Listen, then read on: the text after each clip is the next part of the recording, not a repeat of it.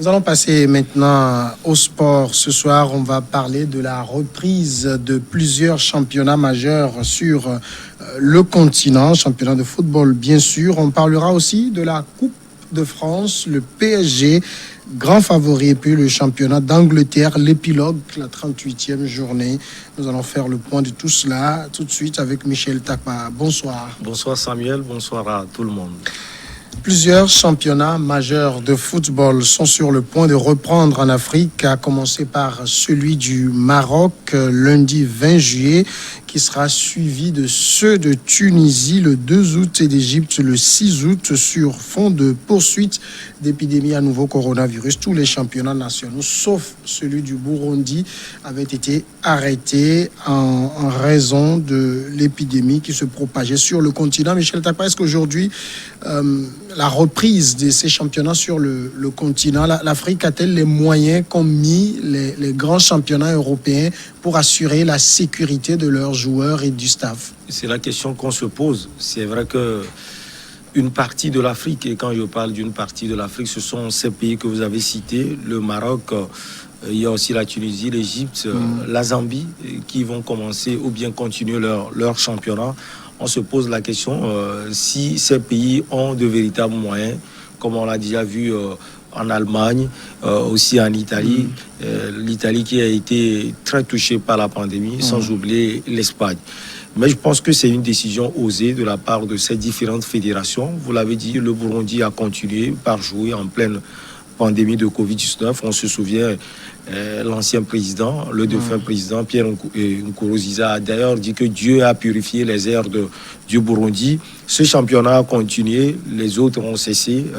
Il y a également le Togo, le Ghana et d'autres nations. Il y a certaines nations qui sont levées aujourd'hui pour dire que nous allons reprendre les championnats. Je pense que les mesures sanitaires ont été mises à côté, c'est très important. Et surtout, il faut préciser que ces matchs vont se dérouler à huis clos. Donc, ça veut dire que pour ces championnats, c'est essentiellement la présence du public qui sera, j'allais dire, la seule garantie de sécurité sur le terrain. Oui, on parle aussi des mesures de distanciation au niveau du staff technique des joueurs et au niveau de l'équipe. Et donc, à part l'absence des supporters ou du public, il y aura aussi d'autres mesures. Moi, je pense que, comme je l'ai déjà dit, c'est une bonne décision, mais il faut également faire attention. Quand vous prenez un pays, l'Algérie aussi, qui est en train de cogiter à reprendre, l'Algérie a été très touchée par la pandémie de Covid-19.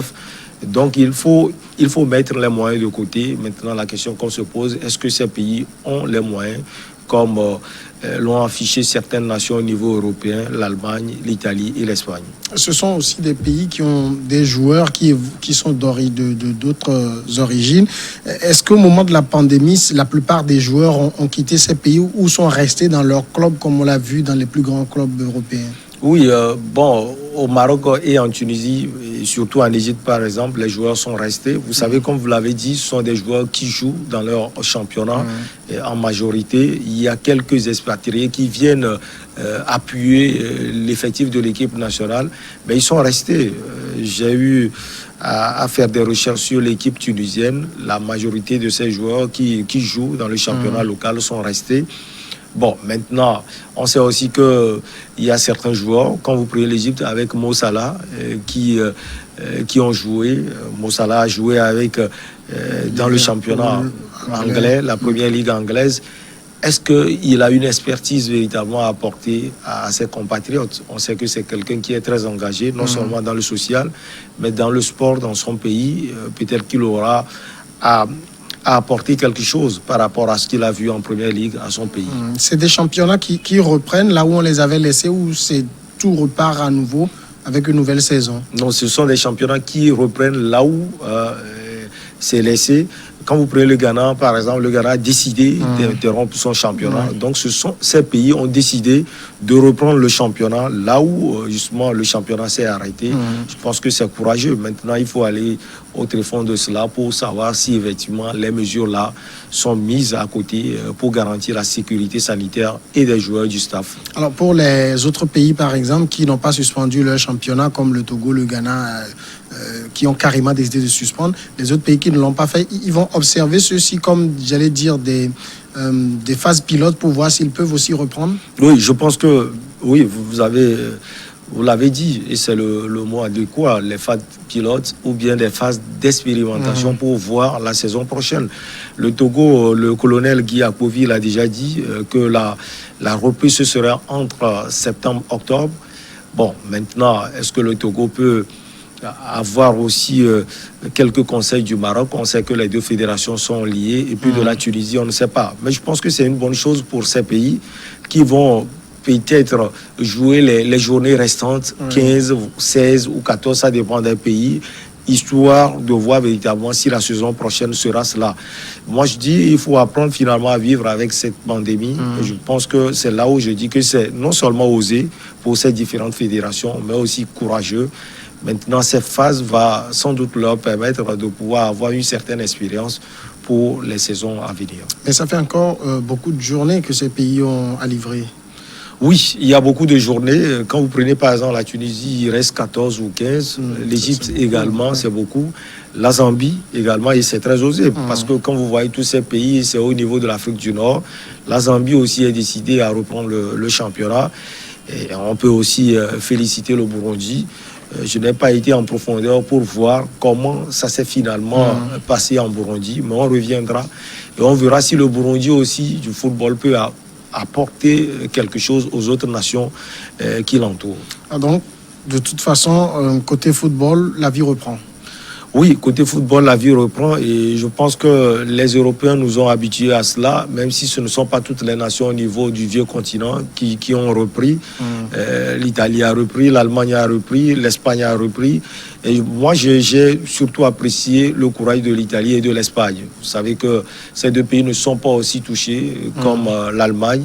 Mais ces pays ont pris leur courage à deux mains, surtout les fédérations, et ont repris avec le sacre du Real Madrid en Espagne et bientôt le sacre de la Goba, la Juventus de Turin en Italie. C'est vrai que la France a carrément fermé ses portes, mais on voit la France qui est en train de penser à reprendre très bientôt. Deuxième sujet, nous sommes maintenant dans le championnat, enfin au niveau de la France, une coupe et ça repart la finale de la Coupe de France, vendredi 24 juillet. Aujourd'hui donc 21h10 marque le retour du football de compétition dans l'Hexagone. Le Paris Saint-Germain opposé à Saint-Étienne rêve de faire grand bruit dans le drôle du silence d'un stade de France quasiment vide.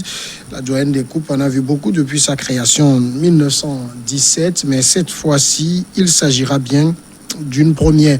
Alors, peut-être une question de naïf, moi je l'avoue, le football, c'est pas trop une passion. La France a arrêté son championnat. La Coupe de France, c'est quoi exactement? La coupe. Oui, on se pose aussi la question. Avant de répondre concrètement à votre question, on a vu le Paris Saint-Germain qui a livré des matchs amicaux. Oui. Il y a un match qui s'est déroulé en France avec au moins 5000 supporters. Le Paris Saint-Germain a également joué un match contre le Celtic Glasgow, ou bien une équipe au niveau du vieux continent. Et ce qui a impliqué la sortie de Lothar Matthäus qui dit on refuse le champion dans son pays mais on livre des matchs amicaux et dans son pays et à l'étranger, c'est quand même aberrant. Maintenant la Coupe de France, c'est le football pour répondre à votre question et comme on l'a dit tout à l'heure pour les championnats au niveau africain, cette finale de Coupe de France entre le Paris Saint-Germain et Saint-Étienne va être une phase aussi d'expérience. Alors Coupe de France, c'est dit, c'est pour ça que je dis ma question, elle est très naïve. Ça n'a rien à voir avec le championnat, c'est ça? Non, ça n'a rien à voir avec le championnat. Ça, la Coupe de France, il y a la Coupe de France, il y a la Coupe de la Ligue et il y a le championnat. J'avoue que moi, je ne comprends pas grand-chose dans tout ça. C'est vrai que le championnat a plus de poids. Oui. Parce que vous voyez, quand vous jouez sur 38 journées plutôt et que vous arrivez à être sacré champion, ça vous donne plus de poids. La Coupe de France également a son poids, mais inférieur au poids du championnat de France, donc comme toute coupe d'ailleurs. Et donc c'est différent du championnat et c'est une coupe qui se joue en aller-retour entre les équipes Et je pense qu'au niveau des quarts de finale ou des demi-finales, c'est simple à aller. Et il faut dire que le Paris Saint-Germain, cette saison, est encore favori. Il faut le dire, depuis 2014, le Paris Saint-Germain est régulier et surtout invaincu en Coupe de France. Et surtout, le Paris Saint-Germain est la bête noire de Saint-Étienne. Ça veut dire que, en tout cas sur le papier, les Stéphanois ne font pas le poids devant le PSG. C'est vrai qu'on assiste souvent à des surprises en football. On a vu des équipes comme Strasbourg et autres qui ont gêné le Paris Saint-Germain au niveau de la Coupe. Et surtout, la Coupe de France a eu une certaine particularité, c'est qu'elle réserve des surprises.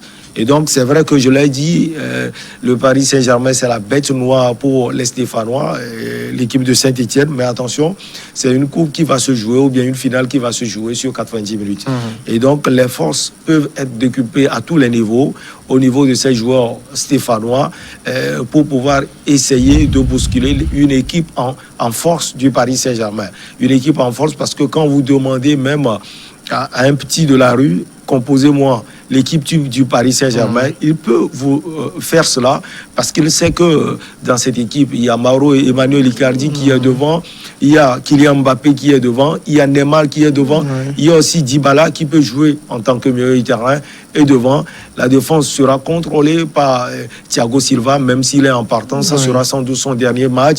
Marquinhos et des joueurs de valeur qui ont un certain nom. En face, on a une équipe de Saint-Étienne qui n'est pas aussi cela, mais qui a de valeureux joueurs qui peuvent aller gêner véritablement cette équipe du Paris Saint-Germain. Est-ce que c'est une coupe qui a un enjeu? Oui, ça a un enjeu parce que quand vous gagnez la Coupe de France, ça reste, non seulement ça rentre dans le palmarès, mais aussi vous êtes détenteur de la Coupe de France. Et au niveau européen, avant, vous jouez la Coupe d'Europe des clubs vainqueurs de coupe. C'est une coupe aujourd'hui qui est ingurgitée, si on peut le dire, dans cette coupe de l'UEFA. Sauf que, vous savez, l'UEFA ou bien l'Europa League plutôt, mais vous savez, lorsque le Paris Saint-Germain va jouer sans doute la Ligue européenne des champions, le Paris Saint-Germain n'aura plus encore à jouer l'Europa League. Et donc cette coupe, ou bien ce tournoi, reviendra sans doute aux Stéphanois. Mais je pense que ce qui est important, c'est d'inscrire cette coupe dans son palmarès et la Saint-Étienne, comme le Paris Saint-Germain d'ailleurs, cherche cela. J'avoue qu'il y a tellement de compétitions en football, je trouve ça plus compliqué que la politique qui est ma passion, je ne comprends pas grand-chose. En tout cas, c'est une finale de Coupe de France. Ce ne sera pas complètement à huis clos, hein. Il y aura un peu de monde. Oui, il y aura un peu de monde, au moins. 5000 supporters, comme la France l'a décidé depuis le 11 juillet dernier, avec des mesures de distanciation. Donc, il y aura du monde. Comme le Paris Saint-Germain a eu à jouer un match, je pense, contre le Havre. Et il y a eu cela. On a expérimenté cela et ça a porté ses fruits. Donc, il y aura quand même un peu de monde pour pouvoir supporter les joueurs. Et si vous le permettez, je vais essayer l'équipe type des deux formations. Quand vous prenez Saint-Étienne, il y aura sans doute Ruffier, même s'il est en différent avec son entraîneur Claude Puel. À droite, on aura Debouchy. Et dans l'axe de la défense, il y a Perrin et Saliba. À gauche, Trocco. Au milieu du terrain, le Camerounais d'origine Villa, accompagné du Français Cabaye. Et puis, on a Boudebouze, qui est devant, un grand joueur d'origine algérienne. On aura Bouanga aussi devant, c'est un Gabonais. Et puis, Kazri et Hamouna. Donc, il y a des Africains, il faut le souligner, qui seront présents sur le terrain, surtout côté Saint-Étienne. Côté Paris Saint-Germain, Keylor Navas, l'ancien du Real Madrid, sera là. Il y aura Keller à droite, Marquinhos et Silva. Silva, sans doute, qui va jouer son dernier match. Et Bernat sera à gauche. Gueye, l'Africain, Verratti, l'Italien, seront au milieu du terrain pour renforcer le réseau défensif du Paris Saint-Germain. Di Maria, Neymar, Mbappé et Mauro et Emmanuel Icardi seront devant. C'est du lourd devant pour Paris. C'est du lourd devant. Alors, dans le stade également, on signale la présence du président de la République française. Oui, c'est une tradition. C'est une tradition en France. La finale de la Coupe de France, on invite toujours le président de la République. Et c'est d'ailleurs lui qui remet la Coupe de France. Donc, vous voyez le côté symbolisme de la chose. Et donc, c'est une sorte d'aiguillon pour chaque équipe de pouvoir remporter cela. Et chaque capitaine de recevoir la Coupe des mains du président de la République, l'actuel Emmanuel Macron. C'est dans le Stade de France, c'est ça? Oui, c'est au Stade de France, dans les périphériques de Paris. Et tous les joueurs rêvent jouer sur ce stade-là. Il a quoi de mythique? Oui, stade mythique, vous avez donné le nom. Oui, ce stade a un côté plus mythique lorsque la France avait organisé la Coupe du Monde en 1998, remportée face au Brésil.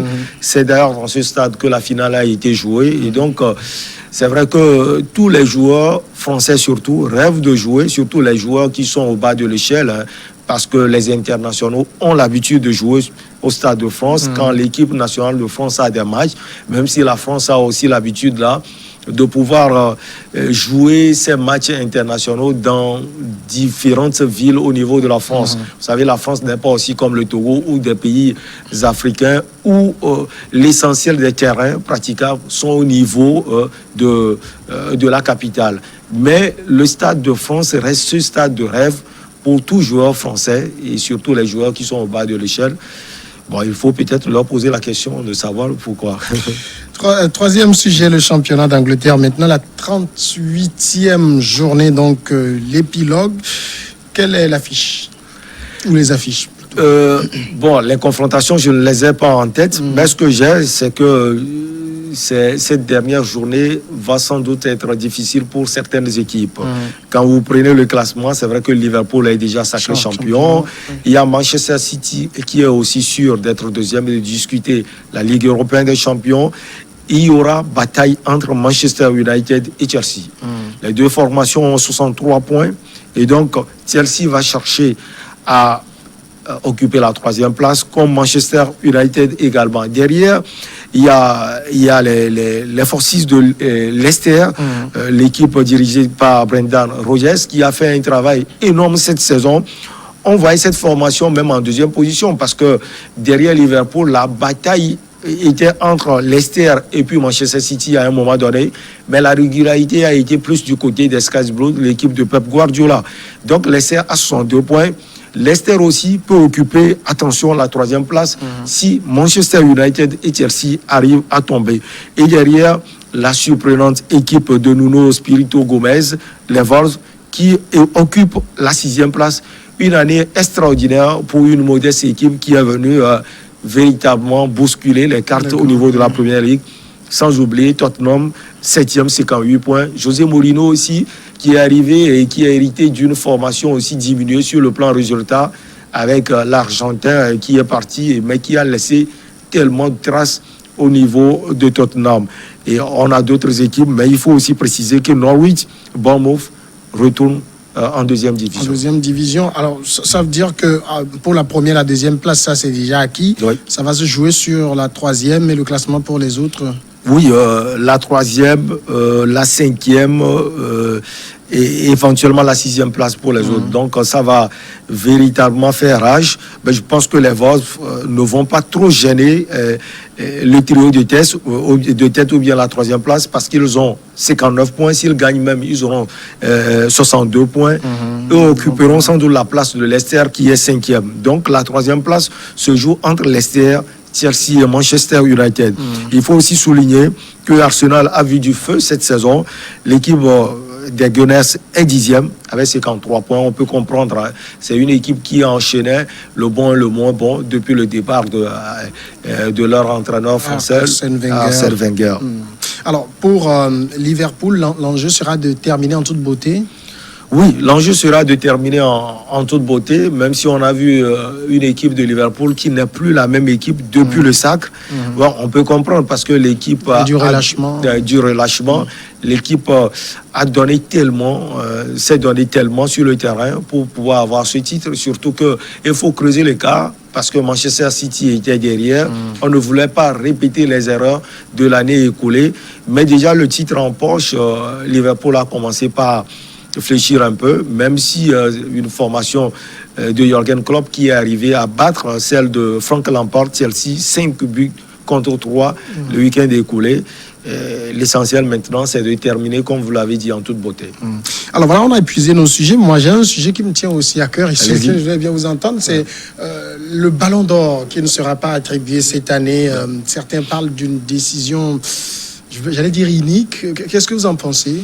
Oui, je l'ai dit aussi à travers les plateformes que je trouve cette décision un peu unique, comme vous l'avez dit, parce que vous savez, quelquefois on est journaliste, mais on a aussi ce côté penchant. Aujourd'hui, il faut dire que quand vous prenez les grands favoris qui ont dominé la Cour durant ces 10 dernières années, il y a Cristiano Ronaldo, il y a Messi, il y a d'autres aussi, Ramos et autres, Modric, qui sont toujours au niveau du podium.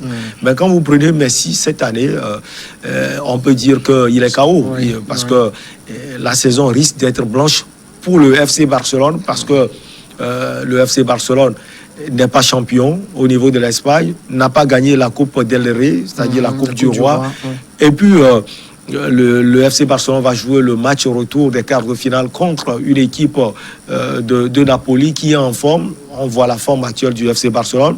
Même si le FC Barcelone à domicile arrive à se qualifier, le FC Barcelone va affronter une équipe du Bayern de Munich qui est solide et qui a d'ailleurs gagné la Bundesliga et puis la Coupe d'Allemagne. Et quand vous voyez dans cette formation, il y a un goléador. Aujourd'hui, Lewandowski est, si on veut attribuer le ballon d'or là, est celui-là qui est pressenti pour pouvoir avoir cela. Les statistiques parlent collectivement. Il a gagné, comme je l'ai dit, la Bundesliga et la Coupe d'Allemagne. Même individuellement, c'est quelqu'un qui a des statistiques un peu affriolantes. Il a marqué des buts, but sur but. Et donc, on se dit aujourd'hui, même si vous prenez Cristiano Ronaldo, au niveau de l'Italie, il a marqué aujourd'hui 30 buts. Son équipe va sans doute remporter la Série A italienne. Il va jouer ce soir. Même si Ciro Immobile a marqué 31 buts, on se dit Cristiano va tout faire pour être sacré meilleur buteur de ce championnat. Il risque même d'être meilleur joueur parce que c'est quelqu'un qui impacte véritablement sur le jeu de sa formation.